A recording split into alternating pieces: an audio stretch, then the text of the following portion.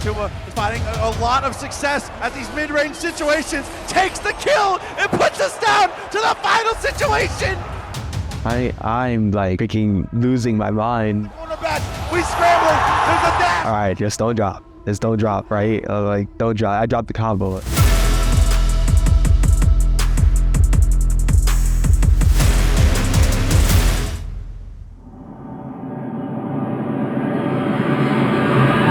Nitro with the defense, while blocking the cross-up, and what Nitro with an opening, not converting again, still there, in the corner, the pressure is absolutely massive.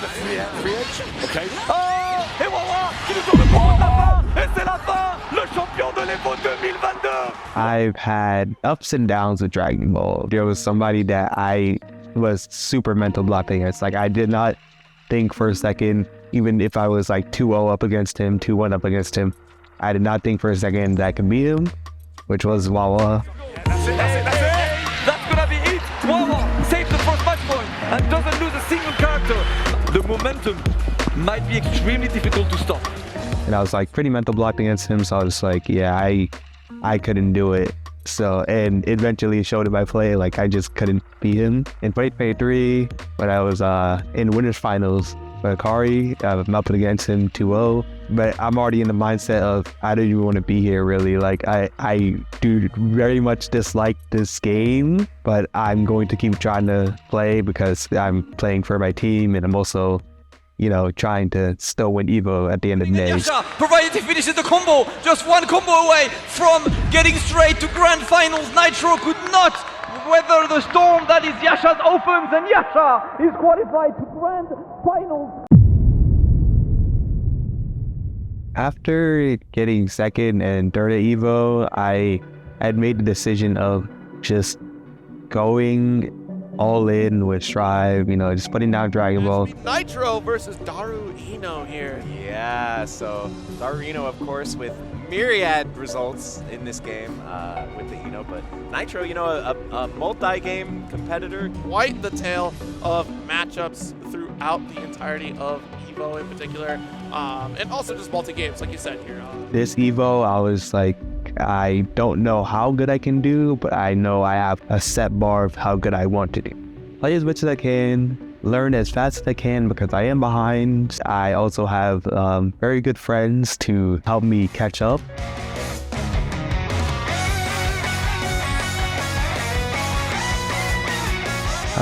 At this point, Jacko is like fairly known between me, Adventure at time.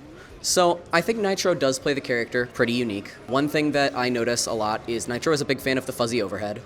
He uses it a lot, just going into safe jump and doing the rising JP thing. It's tricky, it's not easy, and it doesn't work on every character even, but he goes for it a lot and finds success in opening people up with it.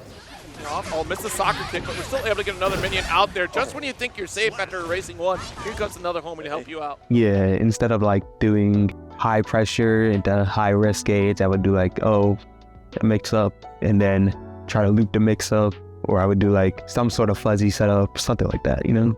So she's like barely known, but only at like a certain level. So other players don't really know her. So she's like a kind of a sleeper pick in a sense. So much potential here, yeah.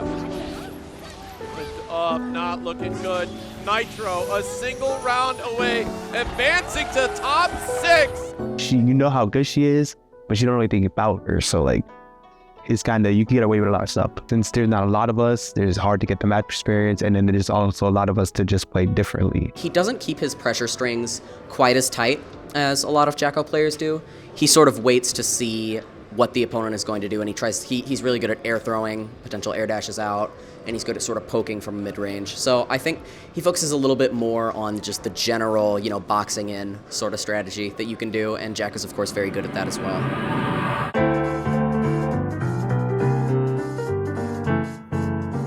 When Jack joined, I was like, if I play him, I know 2 things. It's going to be very late in the tournament, and it's going to go 2-2 last round, final hit most likely. I was going to meet a lot of people as well as compete in the tournament, so it honestly felt like tournament second and the experience first over I really need to do well in this tournament. So I didn't actually feel that much pressure, and that's why I had so many clutch sets before top 8. Backdash, but the gunshot to save you. Jack advances to winner side top 6 here after that W. At that point, I was very glad that I played him in TNS at least 3 times, or played him in some online tournament a couple times to help me prepare for how sets could potentially go against Jack.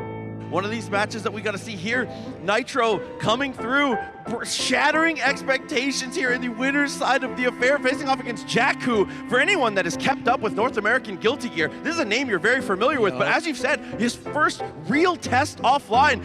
I was pretty confident going in, especially because I had people coaching me. The things they were telling me was like things that I already kind of thought of, so it just like confirmed what I was thinking about when I was going to play him. It was still going to be hard, obviously. It was like, you know, he's a very strong player. I knew it could go either way, but I also knew it was going to be a good set. That was the super dap. It was probably one of the funnest sets I've played, online or offline. We both made a lot of hard reads. If the Havoc Chaos has functioning fingers and can quarter circle, I cannot win that matchup as Jacko. Well, I think all of the matchups that he played, or that he thought that Jacko would have a little bit of trouble with, he ended up playing Geo. Chaos just makes it really hard for Jacko to actually do her thing in neutral. So she has to fight with her buttons, which aren't terrible. That's why the matchup isn't terrible, but it used to be really bad. It wasn't that bad during that patch though. Like, for example, he played Geo versus Jack, I believe, right? And so that would have been a nightmarish sort of situation, so I definitely understand picking Geo there. Finds the throw! OTG doesn't even need it! He builds the meter, and he takes the game! I think that was another set I went down 2-0. It's been kind of a while. At the very end of it, the last counter hit I got hit was a misinput. I did not mean to press there. That's how I got counter hit and died. Arrow, he's gonna take it all. He gets counter hit! He juggles Nitro! He closes out the first set! Oh man, what a conversion and what a celebration! Nitro moving forward even further into the winner's side. All right, but it's about that time. The Eagles fly and it's time to go winners finals. Let's get it. Going in, I'm pretty confident actually. I watched a couple of his matches against the Japanese Jacko and I was like, oh, he really doesn't understand too much about Jacko, and I just need to figure out what he does know and what he doesn't know. During the first match, I kind of figured it out, and then during the second match, things got a little scrambly at the end. One more time. No! Oh, the switch up and the baited of the burst. Tatuma in grand finals. Dude, incredible performance there, earning the spot incredibly well. That last strike throw sequence, what a way to suffocate out the end of that life bar. You see Nitro already with the dash blocks. So that matchup, it definitely takes a lot of studying on both parts, which I did study a lot of because of the fact that I got scared of the Ram players starting to place better. So since they started to place better, I decided to instantly study up on that character. So I just played nonstop sets with Ditto and SQ. I think Red Ditto's playstyle is really unique because he is especially reactive as a Ram player, and what that means is that it's really hard to sneak anything by him or catch him off guard even in the heat of the moment, and it means that you really can't play lazy or sloppy against him because he is always ready to punish anything that you give him. And fighting somebody who is always that on top of punishing any bad mistake that you make, that can be very difficult to deal with, I find. I think Nitro picked Giovanna over Jacko because Jacko's a character who really wants to be able to, kind of stay at a distance away, pull minions, and then throw the minions across the screen safely. It's really hard for Jacko to do that against Ram, who has good movement speed and also very long-reaching normals. Generally, I think most people would say that Ram beats Jacko, whereas on the other hand, I think most people would tell you that Giovanna is pretty tough as a Ramlethal player because Giovanna is very fast herself and is very hard to react to what she's doing. If you just wait, it's literally just a wait and take matchup. Okay, optimizing damage here. Guard crush into the throw. That's a classic from him. Oh man, jumping up. That was such good discipline from Nitro to back up and just see what Ramlethal was gonna do. Waited until he landed and took advantage.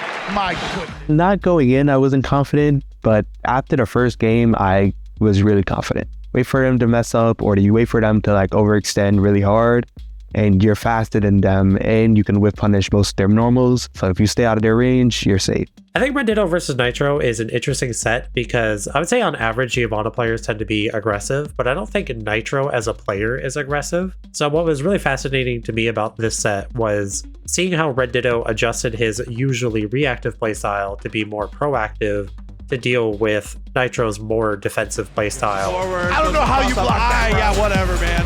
6P gets him again. Oh, we break dance fighting. BRC, he still gets hit. What happened? Nitro's able to take the set and go in the grand finals.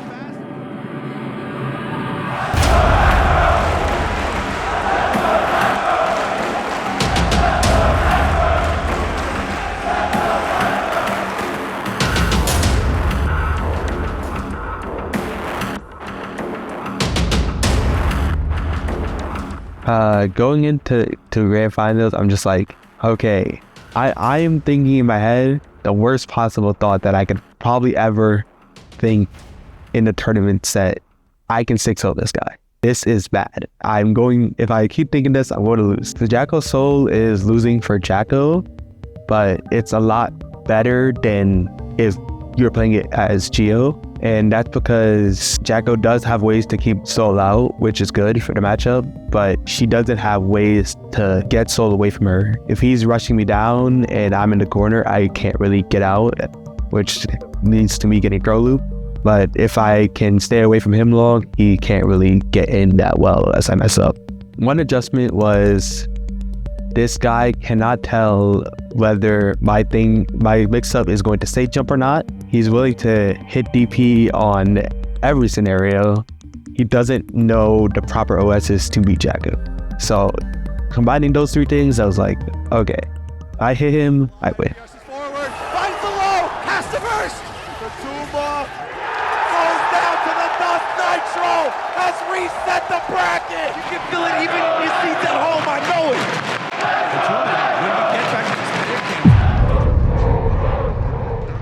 I can 6-0 this guy. Oh my! Was that an air throw on the backdash? Are you serious? So I lose the first game and I immediately take a step back. I'm like, I can lose now. Now the set goes like back and forth, really. Like, you know, we didn't meet in the middle. He's getting comfortable right now. The crowd is not phasing him at the 80%. BRC, yeah, he didn't get the combo off of that. Ooh. Avoids the bringer that time. He's the crowd oohing and awing. 2D coming through. Nitro beginning to build back that momentum. Oh, volcanic viper, oh, but no punish. Baits out the burst. Nitro ties up the set. He jumps away. Minion doesn't get the hit. Vortex through. The back punish. What a punish! On the merge, being able to cash out, become an Evo champion, joined so many of his friends and colleagues on the wall of champions here. Tatuma is finding a lot of success at these mid-range situations, takes the kill and puts us down to the final situation. I'm like freaking losing my mind. I'm like, all right, just don't drop. We got the trade afterwards. Nitro making some adjustments to the foe's Fafnir game. Oh, kicking the minion out of us. Just don't drop, right? Like, don't drop. I dropped the combo immediately after telling myself not to drop because I don't know the combo because I'm too close to the corner. So I'm like, okay, don't let him bar slash you and kill you. And then he does jump, and I think he messes up his air dash out, and then gets clipped by a minion. And I'm like freaking scrambling on my pad, trying to just do these quarter circles to end the game. And then eventually, you know, he dies, and then, you know, the rest is history. Kill, but that's okay. Still, take up for the situation. Takes the kill. That's gonna be Nitro. He's gonna be your champion for Guilty Gear Strive. I was just like, you know, the only thing I cared about was I finally confirmed that picking up Geo with Jacko was a good idea, and I also confirmed that I was correct in thinking that the playstyle I played for Jacko was the right one.